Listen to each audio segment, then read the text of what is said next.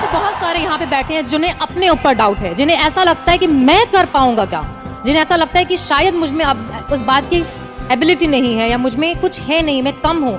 और हम जब स्टेज पे आते हैं तो हमें देख करके लोगों को ऐसा लगता है, आपको देख के आज लोगों को ऐसा लगता है कि इसने तो कर लिया, मैं नहीं कर पाऊंगा। तो ऐसे लोगों को आप क्या कहना चाहेंगे? ऐसे जब 20 साल पहले मैं खड़ा हुआ था ऐसे किसी ऑफिस में जाके, तो मुझसे पूछा गया था कि क्या है, किसी डायरेक्टर के असिस्टेंट ने पूछा था क्या है, मैंने कहा एक्टर हैं। बोले दिखने से तो लगते नहीं हो एक्टर हो। तो क्या होता था कि इंडस्ट्री में हमेशा ये चलन था कि एक्टर हीरो जो होता है वो 6 फुट का होता है और गोरा होता है और लंबा चौड़ा बल्ले छल्ले होते हैं। मतलब हम तो बस ऐसे ही चले गए थे, ऐसा समझता था वो। और शिप्रा, मैं आपको यकीन दिलाना चाहता हूँ इस चीज़ का कि मेरे खुद के रिश्तेदारों ने भी, जब मैंने उनसे इच्छा जाहिर की कि मैं एक्टर बनना चाहता हूँ, तो उन्होंने भी मुझे डीमोरलाइज किया कि पहले शक्ल तो देख ले अपनी, क्योंकि 5 फुट का छोटा पतला दुबला सा आदमी, काला कलूटा। मुझे खुद को पता नहीं था कि इंडस्ट्री में मेरा क्या हाल होगा, बट एक जिद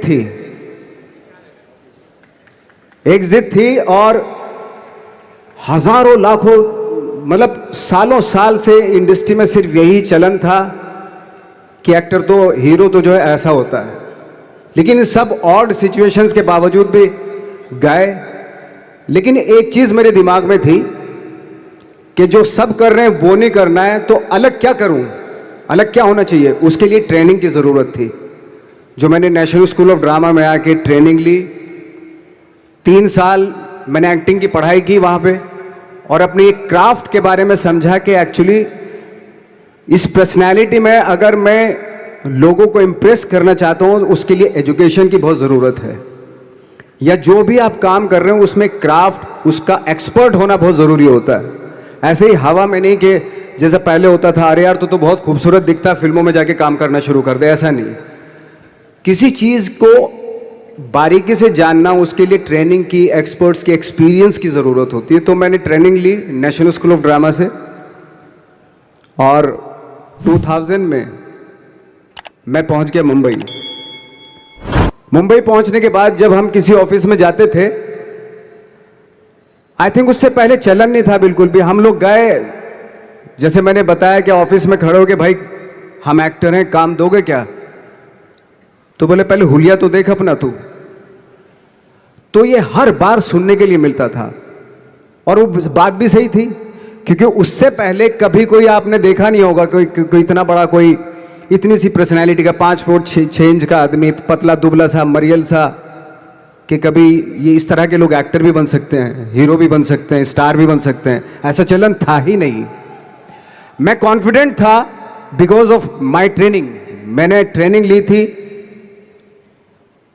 और अपनी क्राफ्ट के बारे में बहुत अच्छे से जानता था मैं, और उस चीज़ का सिर्फ कॉन्फिडेंस था मुझे कि आज नहीं तो कल, कल नहीं तो परसों, या 10 साल या 20 साल या 30 साल के बाद नंबर जरूर आएगा मेरा। मैंने कभी भी अपने को टारगेट नहीं दिया मैंने कि अगर 2 साल ट्राई करके देखता हूं, उसमें अगर हो गया तो ठीक है, वरना कोई दूसरा फील्ड अपना लूंगा। ऐसा कभी नहीं। जिस चीज का पैशन होता है, जज्बा होता है, अगर आप दिल से चाह लो ना, तो पूरी दुनिया झुक जाती है उसके ऊपर। उसको पूरा करने के लिए पूरी कायनात एक हो जाती है कि इस आदमी की जिद के लिए, इस आदमी की जिद के आगे झुकना पड़ेगा, और पूरी दुनिया झुकती है आपकी जिद के आगे। लेकिन आपको जिद्दी होना पड़ता है, आपको बहुत सारे सेक्रीफाइस भी करने पड़ते हैं, क्योंकि ये आपने चाहा है।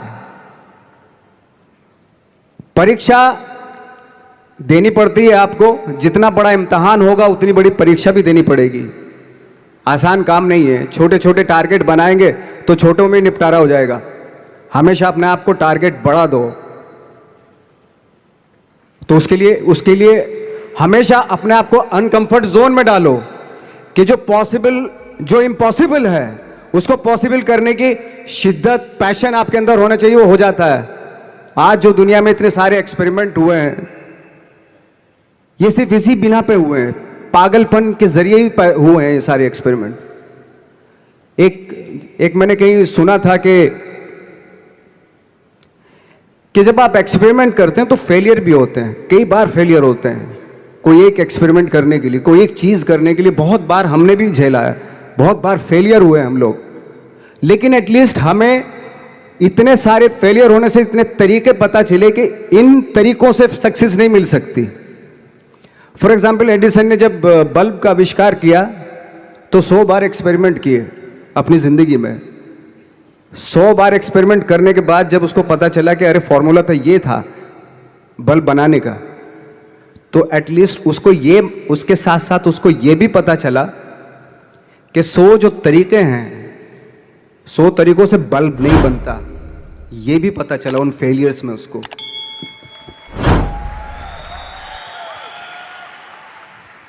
जब हम लोग मुंबई आए तो हमें मालूम था हमारे पास पर्सनैलिटी नहीं है, हमारे पास बैक नहीं है, या हमारे फादर दादा परदादा तो फिल्म इंडस्ट्री में है नहीं, हम ही हैं। तो हमें क्या करना चाहिए? इसलिए लोगों के बीच में घुसे रहते थे, आम लोगों के बीच में घुसे रहते थे, उनका एक्सपीरियंस सुनते थे, उनको ऑब्जर्व करते थे। तो आई थिंक मेरे पास 15 साल तक, 10-12 साल तक कोई काम नहीं था। जैसे आपने बताया कि बहुत ही 10-10 सेकंड के रोल करके घर में आके बैठ जाता, पूरे साल खाली बैठे रहते थे हम लोग। लेकिन एक चीज थी कि लोगों के बीच में रहते थे। लोगों के बीच में रहने से ये एहसास हुआ हमें कि तरह तरह के लोग हैं, लेकिन हमारी इंडस्ट्री में सिर्फ एक ही तरह की एक्टिंग होती है। हजारों करोड़ों लोग हैं इस दुनिया में, लेकिन एक्टिंग सिर्फ एक ही तरीके से होती है हमारे यहाँ। तो मुझे लगा यार, ये मैं तो ट्रेन भी हूं, मुझसे अपनी आर्ट भी आती है, और हजारों लोगों को मैं ऑब्जर्व भी कर रहा हूं, तो ये तो सबसे अच्छा सूत्र है। इससे तो मैं बहुत कुछ कर जाऊंगा। तो जब ये सूत्र पता चला मुझे कि अब मैं ये जो हजारों लोगों को मैंने ऑब्जर्व किया है, अब जब भी मुझे कोई रोल मिलेगा उन्हीं में से वो एक इंसान होगा। उसी में वो ठाकरे, बाला साहब ठाकरे होंगे, उसी में मंटो होगा, उसी में गणेश गायतोंडे होगा, उसी में फैजल खान होगा, उसी में माजूमदार साहब होंगे। तो इस तरह के, ये कब हुआ? जब हमने लोगों को ऑब्जर्व करना शुरू किया, लोगों के बीच में रहे। मैं 15 साल के बाद जो मेरी लाइफ थी जिसमें खाने तक को नहीं मिलता था, अब फॉर्चुनेट अपने आप को समझने लगा था कि थैंक गॉड कि मुझे ऐसे लोगों के बीच में मुझे रहने का मौका मिला। तो कभी भी, आई थिंक मुझे लगता है कि कभी भी जब आप स्ट्रगल कर रहे होते हैं ना, वो एक मौका होता है आपके पास, वो एक चांस होता है आपके पास कि कैसे उसमें आप अपना ऑब्जर्वेशन, एक्सपीरियंस, जब आपको काम मिलेगा वो उसमें लगाएंगे आप। तो मेरी लाइफ बहुत ही,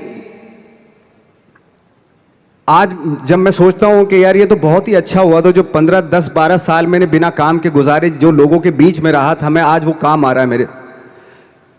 जहां जरा सा कोई कैरेक्टर मिलता है तो आदमी इसलिए कनेक्ट करता है उनसे कि उनको लगता है कि यार ये तो मेरे पड़ोस का ही, आसपास का ही ये बंदा है। मैंने देखे हैं इस तरह के लोग। आई थिंक यही हमारी सबसे बड़ी जीत है एज एन एक्टर।